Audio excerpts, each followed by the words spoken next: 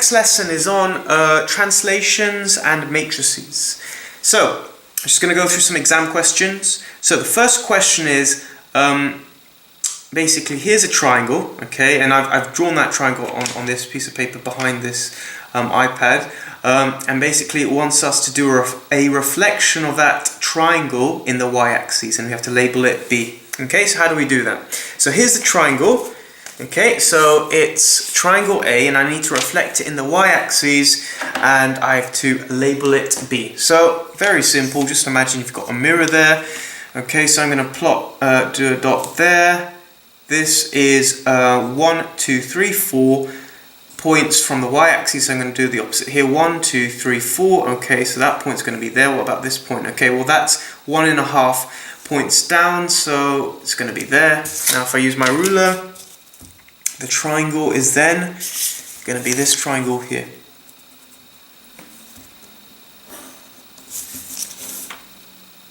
Okay, then I label it B. Okay, so that's the answer to that one. Next question, it says, now I need to rotate this through 180 degrees about 0.43. So let me find 0.43, it's this point here. I need to rotate this triangle 180 degrees, and then I have to call it C. So basically, just imagine it, if it rotates once like that, one more, it's going to be drawn like this. So this is 1.5, so it's going to be there, 3 there, and then I'm just going to join up the points. And again, pause the video anytime you think you're not sure about anything, or if you think I've gone too fast, or just to get your head around what I'm actually doing. Okay, so what I've done here is this triangle has been rotated 180 degrees. Okay, so in your head, imagine it, flip it once, 90 degrees, flip it again, and it should end up there. Okay, so the next thing I need to do is I need to enlarge this triangle by 2 around the 0.41. Okay, the 0.41 is here. Basically, if this side is 1/3, sorry, 1.5, the length of this side is going to be 3. Okay, so just going to get my ruler. Going to go 3 down like that. And how long is this? This is 3 this way, so I need to do 6 this way. So it's going to be something like that. Connect up this point to this point. That's my triangle. Okay, so that's the answers for the first question. Right, next question. Here we go. So, it says, describe fully the transformations of the shaded triangle E onto triangles A, B, C, and D in the diagram. So, let's have a look. Here is triangle E, and I have to describe the transformations to these other triangles around it, okay? So, let's start off with A. Okay, so A is clearly a reflection in the y equals 0 line, which is that one there. Okay, you can see that. Okay, pause the video, put a mirror, whatever, but that's clearly a reflection there. Okay, next one. What about B? Well, I can see that literally it's just moved up 2 points and moved to the left 3 points. So the translation is actually going to be a column vector. I'll write this down for you. Column vector of, let me just do the first one. So to get A, it was a reflection in the y equals 0 line. Okay. To get B, which was the second triangle, has to be a column vector of -3, because it goes 3 to the left and then 2 up. So this is what we call a column vector. Okay. and the top number is going to be your x-axis or x-coordinate, and the bottom number is going to be your y-axis or y-coordinate. Okay, so it goes 3 to the left in the x-axis or the horizontal direction, and then it goes positive 2 up in the y-axis. Okay, sorry, there it is. Okay, what about the next thing? So we've done A, we've done B, what's next? Well, we need to do C. Let's have a look. I can immediately see that this side is half of that side. And 2 to 4, well, it looks like it's doubled. So this looks like an enlargement. And actually, how do we find the center of enlargement? Basically, if I, with my ruler, okay, just basically connect, sorry,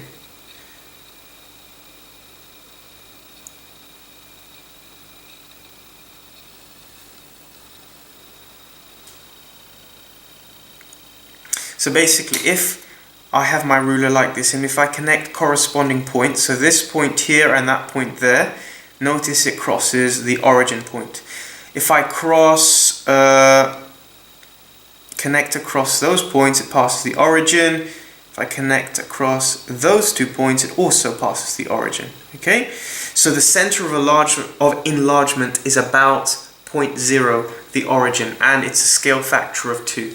Okay, so the answer to that one, to get C, would be an enlargement of scale factor 2 from the origin, or about the origin. Okay, centered around the origin, I should say as well. Okay, so we've done C. What about D? Well, I can see that this either is a 270-degree clockwise rotation. Okay, do that in your head, pause the video if you like. Or it's a 90-degree rotation anti-clockwise. Okay, and if you do it that way, it's actually going to face that way up. However, it's also translated from this point to that point, so it actually goes 1, 2, 3, 4, 5, 6. Hang on, 5. No, 5 points to the left, and then 1 point up. So the column vector would be, so for D, the column vector, so it's been translated minus 5, and then it's 1 up, and then it's either a 270 degrees clockwise rotation about 0.32, okay, or a 90 degrees anti-clockwise rotation about that same point, about 0.32. Okay, now actually these are both possible. Okay, they are correct answers. Okay, there's not a problem with that. If you look carefully, however, you may notice that actually the distance from this point to the origin is the same as the distance from this point to the origin. Notice it's 2, 3, 2, 3. The distance of this point compared to the origin is the same as this distance to the origin. So it's 3, 3, 3, 3. Okay? So basically this literally could be 90 degrees anti-clockwise about the origin as well. Okay? Or 270 degrees clockwise about the origin. Okay? So you've got 4 possible answers. So M is 3 minus 4, N is minus 2, 1. I need to find M plus N. Okay, so how do we do this? So let me show you. So let me just write this for you. So we have m is equal to 3 minus 4, n is equal to minus 2 and 1. Okay?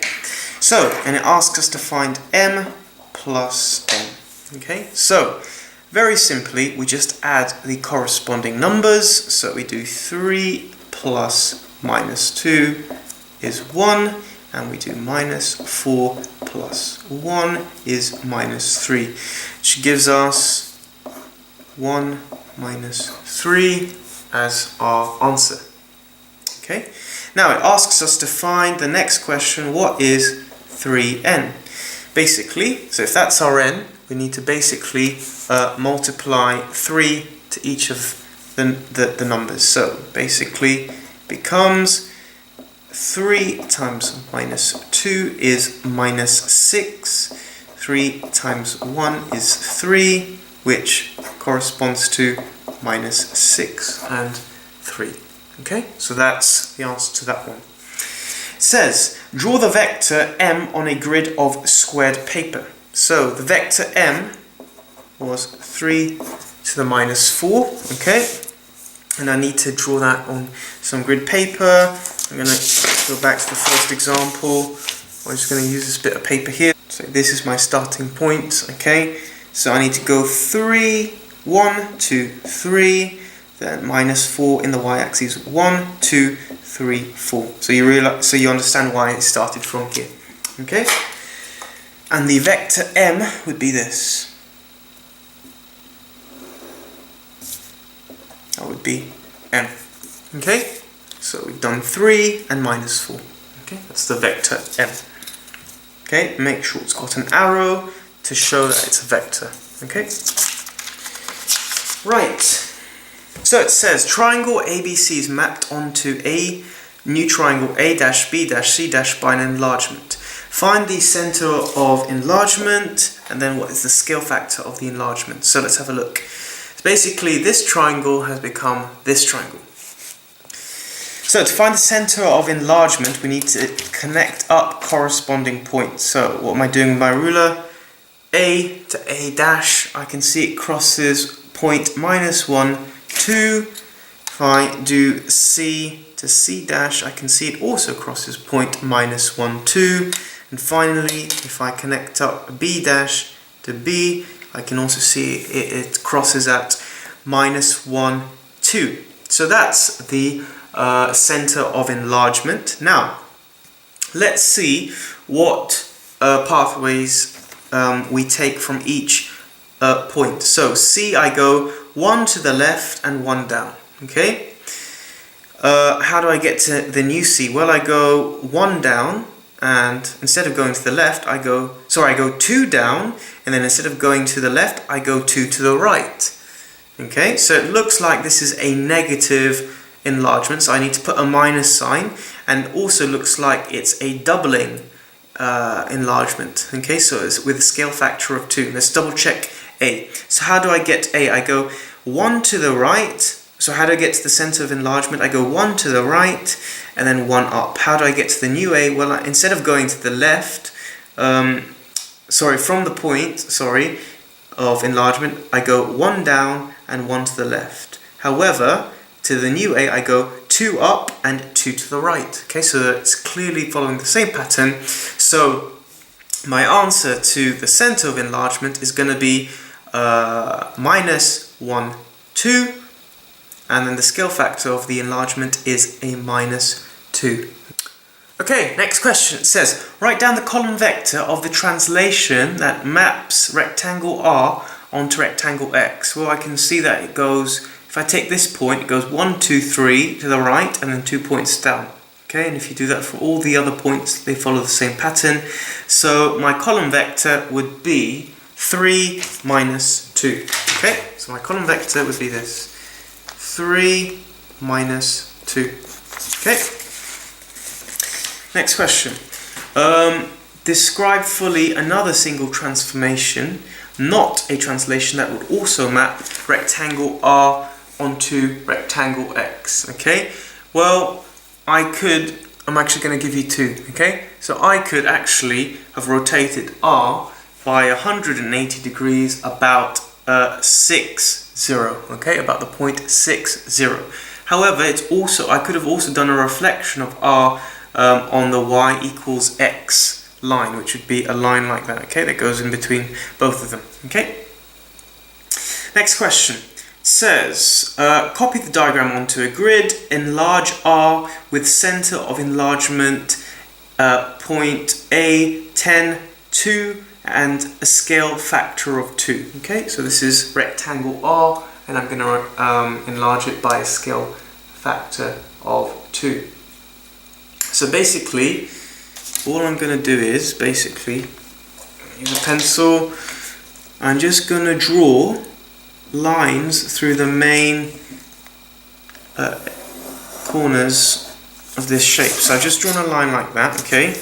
Now I'm going to draw a line through this corner here, okay? Okay, I'm going to draw a line through this corner here. Okay, now I then check to see where these points line up. So I can see that this point here lines up with this point. Okay, so I'm going to just do a little X there, do another point there, and basically it's a scale factor of 2. So 1, 2, 3, 1, 2, 3, 4, 5, 6. Okay, perfect. So I've picked the right points. What about going from here to here? This is 2, so this should be 4. 1, 2, 3, 4. Perfect. So now if I draw my new shape, okay, it should look something like this. Okay, and that's my new shape. Write down the ratio area of the enlarged circle to the area of rectangle R in its simplest form. So basically I'm going to count up the squares. 1, 2, 3, 4, 5, 6, 7, 8, 9, 10, 11, 12 times 2, 24. So there's 24 squares. There's 1, 2, 3, 4, 5, 6 squares. So the ratio is basically 24 to 6, which simplifies to 24 to 1. Okay, so that's my answer there. Right, next question. Let me show you. So, it says, line 0A, or from the origin to A is A, vector A, and 0B is B. OC equals A plus 2B. Make a copy of the diagram and label the point C on your diagram. Okay, so basically this is what it gives us, and we need to do A plus 2B and label that C. So I've already got the first bit done, or I just replicated what it has in the question.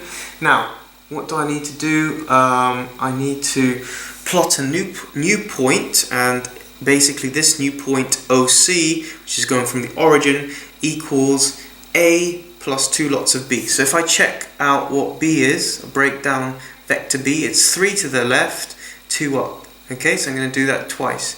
3 to the left, 2 up. 3 to the left, 2 up, and that's my point. So this is going to be my C there. Then I just have to connect this to the origin.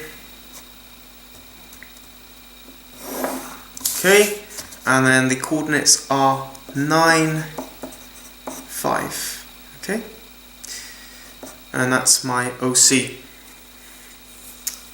Now, D is equal to, I'll show you, D is equal to 0 minus 1. Write 0D in terms of A and B. So, D is 0 minus 1. And how can we write that in terms of A and B? Well, if you think about it,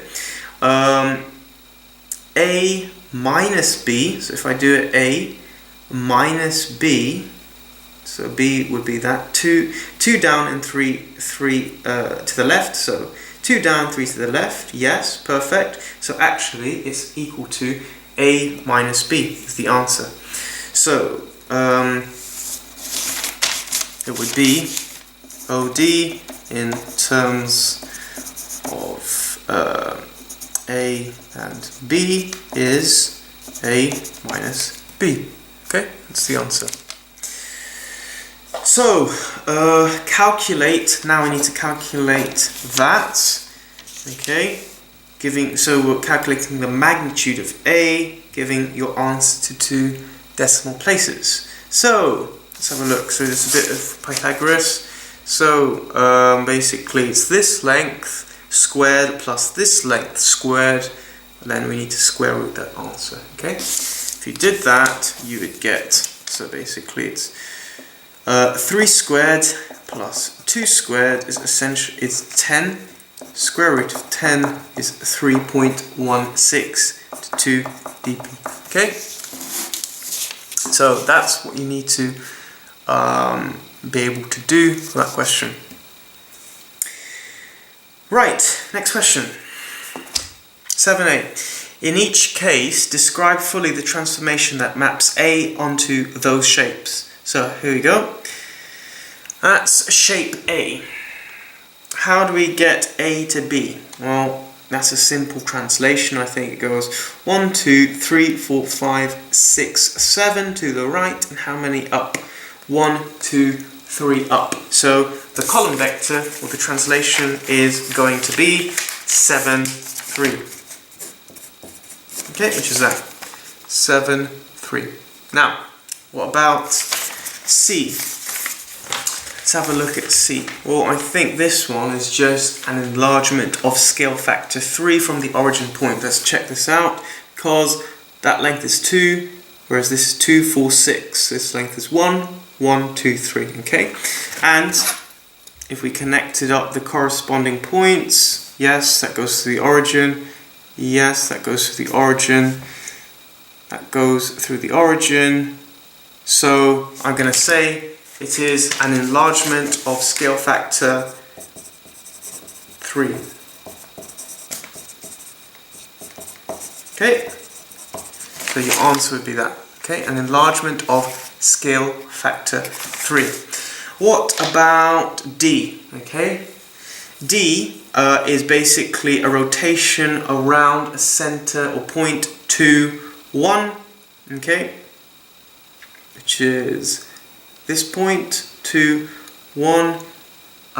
Then it's a translation. 2, 1. A rotation of either 270 degrees anti-clockwise or 90 degrees anti-clockwise, then a translation of -3, 1, 2, 1, 2, 3 to this point, and then 1 up.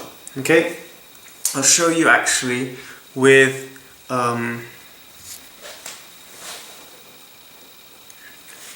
okay, so what about D? This piece of paper has been rotated 90 degrees anti-clockwise, okay, but to get from this point, for this piece of paper to end up looking like that, I need to move it 1, 2, 3 to the left and then up 1, okay? So, what about E? Well, E, let's have a look. This length is 2, 2, 4, 6, 8. So that's 4 times. It's basically stretched with a scale factor of 4. Okay, it's been stretched with a scale factor of 4, and the shortest side, which is this one, is the invariant. So it's basically not changing. Okay. What about F? Well, it's been sheared with a shear factor of 3. And how do I work out the shear factor? Well, I look at, let's take this point, okay, it goes 1, 2, 3, 4, 5, 6, 7, 8, 9, it's gone 9 to the right, and what is the distance of that point to the x axis? It's 1, 2, 3, 9 divided by 3 is 3. If I take this point, 1, 2, 3, 4, 5, 6, 7, 8, 9, it's moved 9 to the right, and it's 3 points from the x-axis. 9 divided by 3 is 3. What if I take this point here? 1, 2, 3. Okay, it's gone 3 to the right, and it's 1, from the x-axis, so 3 divided by 1 is 3. Okay, so we can clearly see that the shear factor is 3. So basically the transformation is it's been sheared with a shear factor of 3, with the invariant line being y equals 1. Okay, so that's the y equals 1 line, and then that's the invariant line, meaning it's not changed. Okay, so next question. It says, state which shapes have an area equal to that of A. Okay, so shapes B, shapes D, and shapes F. Okay, so B and D are obvious because you can clearly see that from the diagram. However, remember that all shapes that have been sheared always retain their area. Okay, so the answer is D, B, and F. Okay, so I'm just going to do 2 more examples on shearing and stretching. So basically these questions come from a past exam question. But it says, draw an image of shape A after a stretch factor of 3 with the x-axis being invariant. So we can see that this length has stretched by a scale factor of 3, because that's of 2 squares and this is 6 squares. And the x-axis is invariant, meaning this side is the same length of that side. Okay, so that's pretty straightforward. You just need to lengthen that side 3 times, and then you just connect that point to this point. Okay, next question. It says, write down the matrix representing a stretch factor 3 and x-axis invariant. Now I'm going to do this in a later lesson. However, I'm just going to show you this for now. These are transformational matrices that you can either remember. However, in a later lesson I'll show you that actually you can work these out by yourself. But just to go through them, this is a transformation matrix if you don't want your shape to change. Okay, this is if you want it to be reflected in the y equals x line, which is that line. Okay, this is reflection in this line, y equals minus x. Reflection in the x-axis is that line, y-axis is that line. Okay, for that one, rotation 90 degrees clockwise. Okay, hopefully you understand that. If it's 180 degrees, 90 degrees anti-clockwise. If it's an enlargement of scale factor k. Okay, and notice in the example we did, that was a stretch. So this, but that was in the y direction. Okay, so and it was a scale factor of k, so our transformational matrix would be 1, 0, 0, 3. Okay, if it was in the x direction, the shape would go that way, but ours stretched upwards. Okay, because x-axis was invariant. Okay, so the x didn't change, but y did. Now, if it was a shear, okay, and we'll do this in the next example, the transformational matrix is this, with the scale factor, the shear factor being there, and if it's in the sheared in the y-axis, then the shear factor will be there. Okay, but as I said, in a later lesson, I'm going to show you how you can work these out for yourself. So, what is the transformational matrix then for this one? Well, it's going to be, let's have a look at, it was in the y direction and the k was 3, so it's 1, 0, 0, 3 is our answer. Okay, so let's do the next question. It says, describe fully the single transformation which maps shape A onto shape B. So there's shape A and that's shape B. So this length hasn't changed. Okay, it's the same length. However, this looks like a shear. Okay, it's not a stretch in the y-axis, okay, or a stretch in the x-axis or the y-axis. So it's got to be a shear. And the way to work out the shear factor is we have to look at the points, or how the ratio of the length that the point has moved to the ratio of that point with respect to the x-axis. So let's count. This point here moves 1, 2, 3, 4, 5, 6 to the right. And how many points is it from the x-axis? It's 1, 2, 3. So it's going to be 6 over 3. Let's do this point here. This has gone 2 to the left, to the right, 1, 2.